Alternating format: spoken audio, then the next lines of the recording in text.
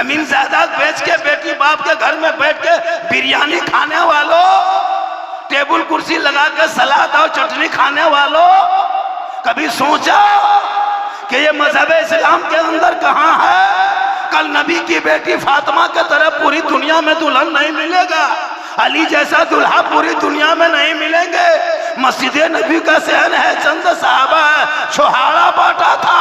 रब ने फातिमा के गोद में ऐसा बेटा पैदा कर दिया जो करबला गया तो ईमान बचाया, करबला पहुंचा तो शरीयत बचाया, करबला पहुंचा तो नमाज बचाया, करबला पहुंचा तो कुरान बचाया, करबला पहुंचा तो सजदा बचाया, और गर्दन कटा के नाना का गिरता हुआ झंडा बचाया। सुभान अल्लाह। नारे तकबीर, नारे रिसालत, मसलके आला हजरत उलमाए अहले सुन्नत हजरत अल्लामा मौलाना सिद्दीक हुसैन साहब किबला, पैगामे ईमान व अमन कॉन्फ्रेंस, सरजमीने सुहार।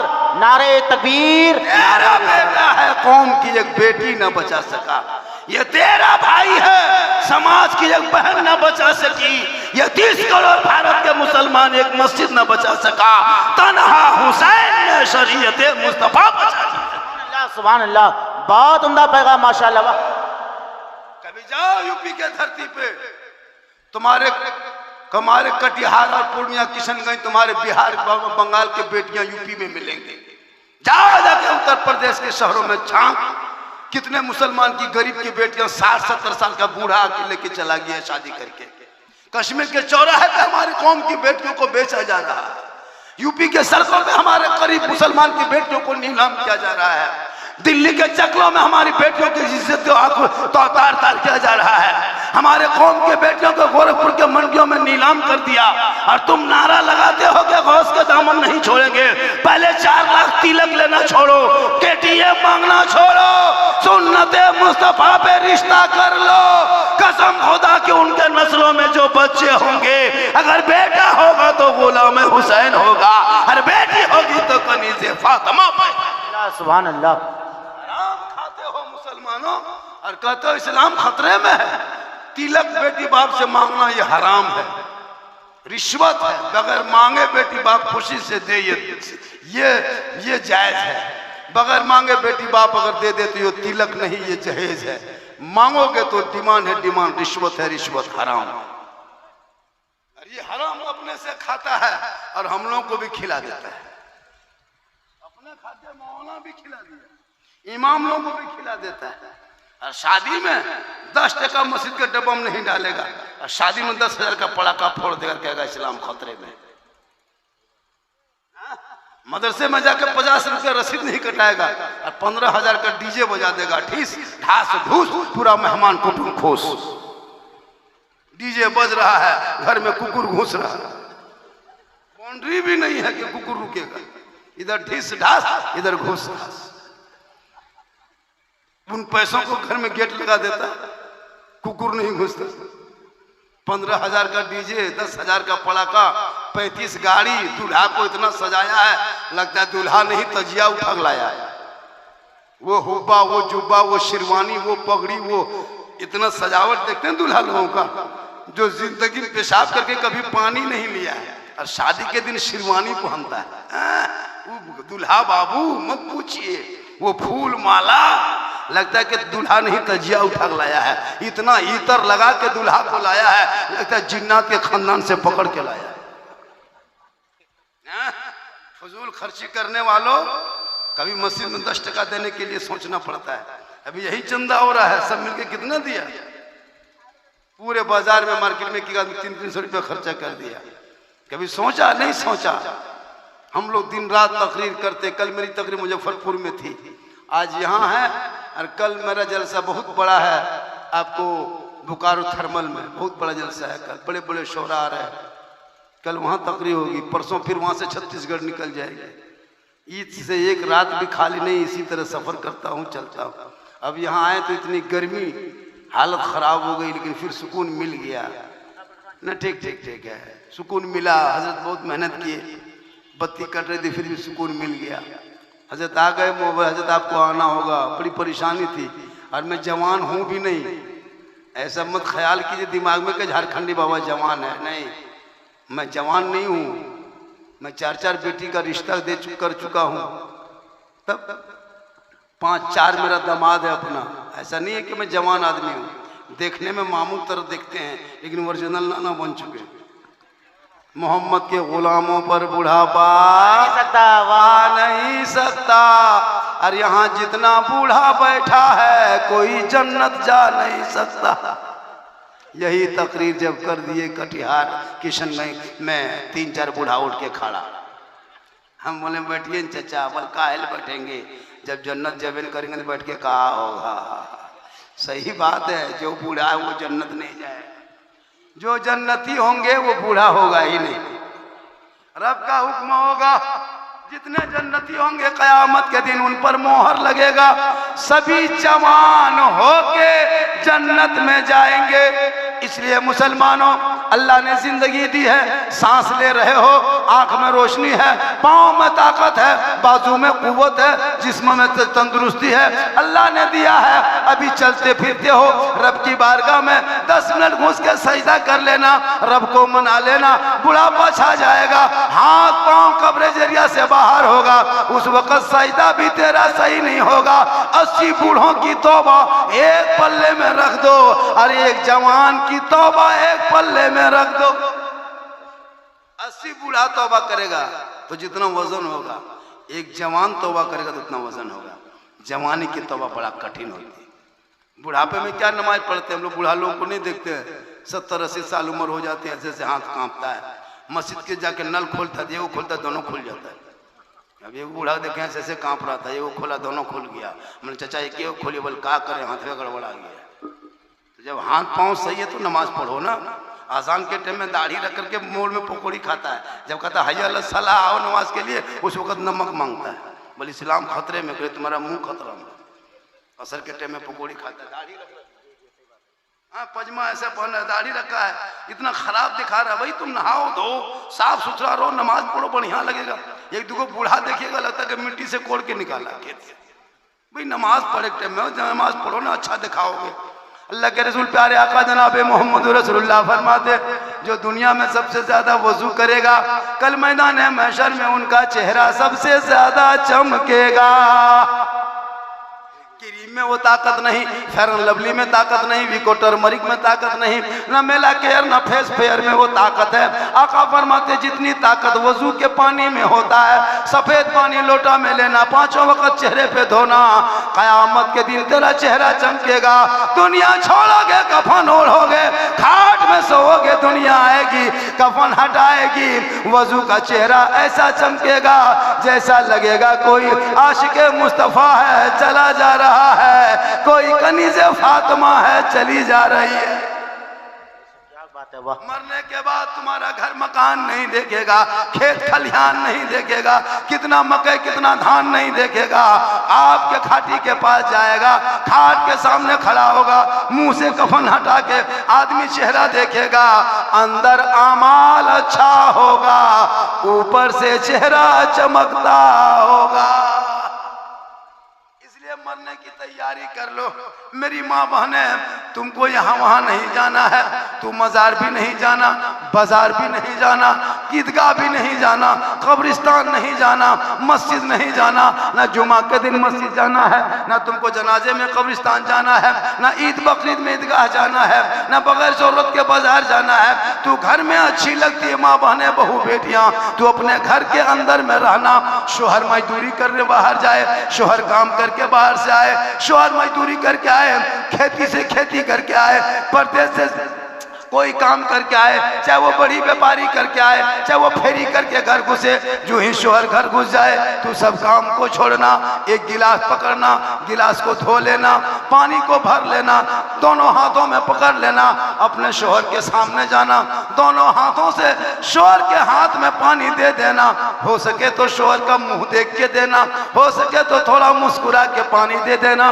किताबों में आया है जब एक बीवी अपने शोहर के हाथ में एक गिलास पानी रखती है, उस बीवी के नाम अमाल में एक जिहाद करने में जो सवाब मिलता है, वो सवाब उस बीवी को मिलेगा जो बीवी शोहर के हाथ में एक गिलास पानी रखती है। अल्लाह सुभान अल्लाह। एक दिन पानी रखेगी एक जिहाद का सवाब, 2 दिन पानी शोहर के हाथ में देगी 2 जिहाद का सवाब, 1 महीना पानी देगी 30 जिहाद का सवाब मिलेगा, 1 साल मुसलसल पानी दो सवाब जोड़ लो, 10 साल पानी देगी। सिर्फ घर बैठे शोहर के पानी दे देना, नेकियों का अंबार जमा हो जाएगा। वो बीवी बहू वो बेटी क्यों अजमेर जाएगी? अजमेर जाना मना है, शोहर के हाथ में पानी देके नेकियों का अंबार घर बैठे कमा लो। सुभान अल्लाह, वाह बेशक। अगर आपकी बीवी पानी देती है 1 गिलास मेरी माँ बहने, तो 1 जिहाद का सवाब आपको मिलेगा। अगर हो सके तो मुंह देख के देना, हो सके तो मुस्कुरा के देना।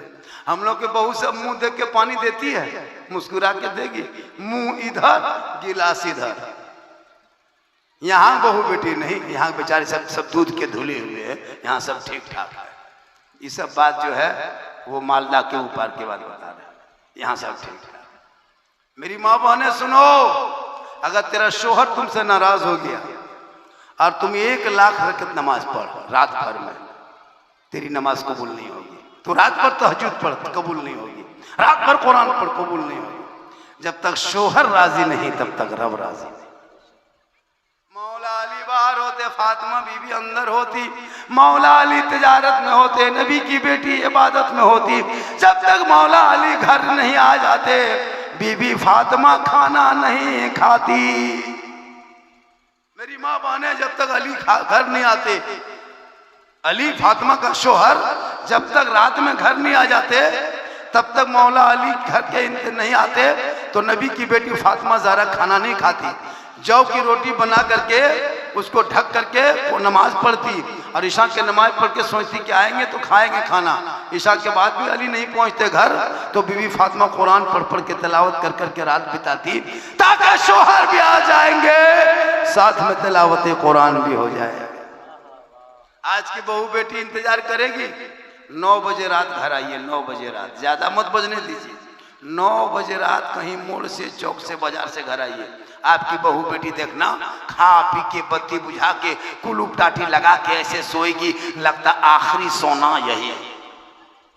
नहीं इंतजार करेगी, 9 बजते बजते दरवाजा बंद करके यहाँ से टाटी ठुके गए, सो गए क्या? दरवाजा खोलो, बोले अभी तक कहाँ मरे थे? बोल मेरी माँ बहने, तू यहाँ वहां मत जा, तू शोहर से मोहब्बत कर, 1 गिलास पानी दे और शोहर के बताए तरीके पे चले। कल मैदान महशर में बीबी फातिमा की चादर में छुपने को जगह। सुभान अल्लाह, सुभान अल्लाह। लेकिन ये बहू बेटी जब घर में रहेगी, घर में शोहर के पास, तो भूत की तरह दिखाएगी, जैसे भूत नहीं दिखाता है।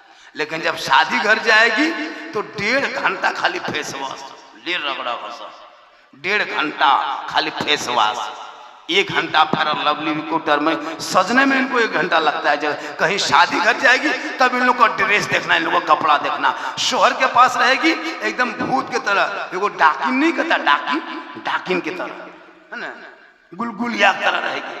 और जब शादी घर जाएगी वो बेग लटका के निकलेगी, वो बन सवर के, लगता है बहू नहीं डॉक्टर नहीं जा रही है। जबकि सजना सवरना गुनाह नहीं है, लेकिन वो सजना सवरना शोहर के पास होना चाहिए, लेकिन गैर मर्दों के पास जाकर वो सजना सवरना दिखाएगी। जबकि याद रख मेरी माँ बहने, सुनो, जो दुनिया में जो बीवी अपने शोहर के नाम का श्रृंगार करती है, गौर से सुनो, आप लोग शादी ब्याह में बहुत ओवर स्टाइल करके जाती हो, चाहे माथे में ना दुपट्टा है, ना ओढ़नी है, ना साड़ी है, स्टाइल से जा रही हो, लेकिन घर में रहती हो तो अलग अंदाज में। गैर मर्द जहाँ देखेगा, मेहमान कुटुंब जहाँ देखेंगे, बाहरी आदमी आएगा, वहाँ बन सवर के जाने की जरूरत नहीं है। शोहर के सामने किताबों में आया है, जब कोई बीवी आंखों में काजल लगाती है, इसलिए कि मेरा शोहर मेरी आंख के काजल देखेगा। हम कान में बाली पहनते हैं, ये मेरा शोहर देखेगा। हम चेहरे में कुछ लगाते हैं, ये मेरा शोहर देखेगा। हम माथा के चूल को, बाल को संवारते हैं, ये बनावट मेरा शोहर देखेगा। हम हाथ में चूड़ी पहनते हैं, ये मेरा शोहर देखेगा। हम बदन पे अच्छा कपड़ा पहनते हैं, ये मेरा शोहर देखेगा। तो जो बीवी दुनिया में अपने शोहर के नाम पे श्रृंगार करती है, अपने शोहर के नाम पे काजल लगाती है, अपने शोहर के नाम पे बिंदिया पहनती है, अपने शोहर के नाम पे बाली पहनती है, अपने शोहर के नाम पे चूड़ी पहनती है। यानी किताबों में आया है जब कोई बीवी अपने शोहर के नाम पे दुनिया में श्रृंगार करती है, उस बीवी के नाम अमाल में 2 रकात नफल नमाज पढ़ने में जितना सवाब मिलता है उतना सवाब उस बीवी को घर बैठे बैठे मिलेगा जो बीवी शोहर के नाम पे दुनिया में श्रृंगार करती है।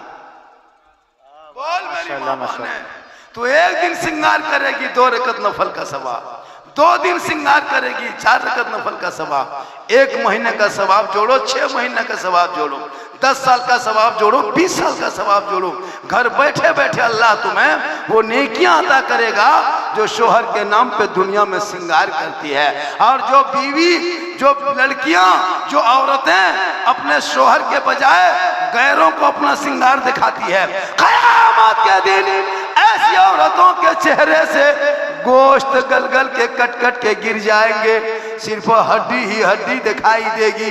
सर के बाल से उस औरत को लटका दिया जाएगा जो औरत दुनिया में अपने चेहरे का श्रृंगार गैर मर्दों को दिखाया करती थी।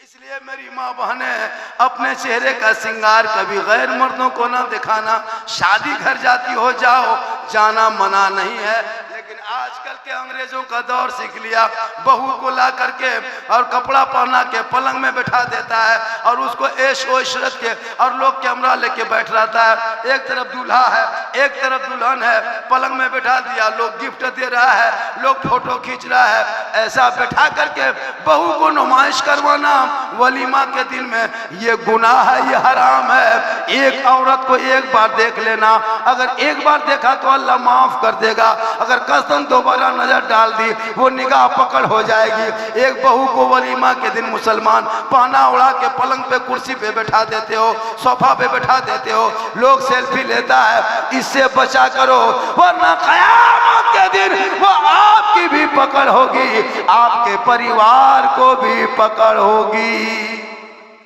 और एक बात सुने, वॉशिंग मशीन, हमारे इलाके में वॉशिंग मशीन चली है। क्या है, जिसके पास पैसा हो गया वो वॉशिंग मशीन खरीद लिया। वॉशिंग मशीन का खींचा हुआ कपड़ा नापाक होता है। उलमा बैठे हैं, जिम्मेदार स्टेज है। वॉशिंग मशीन होता क्या है कि हम लोग करते हैं, हमारी बहू बेटियां अपना कपड़ा, छोटा छोटा बच्चा कपड़ा, सास के कपड़ा, नमाजी कपड़ा, हाजी कपड़ा, सबका कपड़ा एक ही मशीन में डाल दिया। बच्चा लोग दिन भर पेशाब उशाब करके इधर उधर पेंट फेंका हुआ रहता है, छोटा छोटा पेंट, उसको नहाने के टाइम में मशीन में डाल दिया, पेशाब किया, पेशाब धूप से सूखा, ठीक मशीन में दे दिया, पेशाब का आंसर निकल गया, पानी में दिया, पेशाब निकला। अब हाजी साहब के कपड़ा मिल गया, नमाजी कपड़ा मिल गया, आपका भी कपड़ा है, बहू का कपड़ा है, सास का कपड़ा है, नापाक पाक कपड़ा एक ही मशीन में दे दिया, बटन को टिप दिया, मशीन यहाँ घूम रही है, बहू सब उधर घूम रही है। उसके बाद क्या किया, फिर आके पानी थोड़ा सा दे लिया और वहीं निचोड़ करके फैला दिया।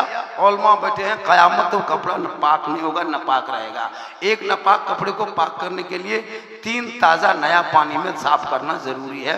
एक ही पानी में दिया, बहू लोग फैला दिया, वही कपड़ा शोहर पहन के जुमा पढ़ने चला गया, हाजी साहब वही कपड़ा पहन के जुमा पढ़ने चला गया। बदन पे नया नापाक कपड़ा है, अब जुम्मा में जाके नियत किया अल्लाह पर, अब उसको मक्का क्या ही दिखाई देगा, पंखा दिखाई देता कितना स्पीड घूम रहा है। इसलिए वॉशिंग मशीन में कपड़ा धोना गुनाह नहीं है, लेकिन नया 3 पानी में साफ करके, वरना कयामत तक तेरे बदन का कपड़ा पाक नहीं होगा। आज यही बुनियादी है जो हम लोग बुनियादी चीजों को नहीं देखते हैं। मन नहीं लगता नमाज में, क्यों मन लगेगा? इमाम गजाली फरमाते हैं 40 दिन तक बाद जमात नमाज पढ़ोगे तब नमाजी बनोगे। कितने दिन तक? 40 दिन तक लगातार नमाज पढ़ो तो नमाजी बन जाएगा। यहाँ रमजान में 27 दिन 28 दिन पढ़ा नमाज, 29 दिन होते होते इमाम के कमरा में घुस के कह रहा, इमाम साहब चांद की क्या खबर है? वो भी दोपहर में। इमाम का बाप बता सकता है दोपहर में क्या खबर? पूछ लिया इमाम साहब ने कि ईद की नियत याद है? बोले है। जितने लोग बैठे हैं मैं लिख के देता हूँ। हजरत कसम खुदा के 95% लोगों को नमाज पढ़ने का ढंग नहीं जानते। इमाम साहब ने कहा ईद में बता दिया कि 6 जय तकबीर के साथ नमाज पढ़ना है, हाथ उठाना है, बांधना है, सना पढ़ना है, फिर 2 मरतबा छोड़ना है, फिर बांधना है। ये सुनते गया भूलते गया। अच्छा इमाम साहब ने अल्लाह पर कह दिया तो हाथवा उठा करके बीच में रोक करके दूसरे को देख रहा है कि वो गिराया कि नहीं गिराया।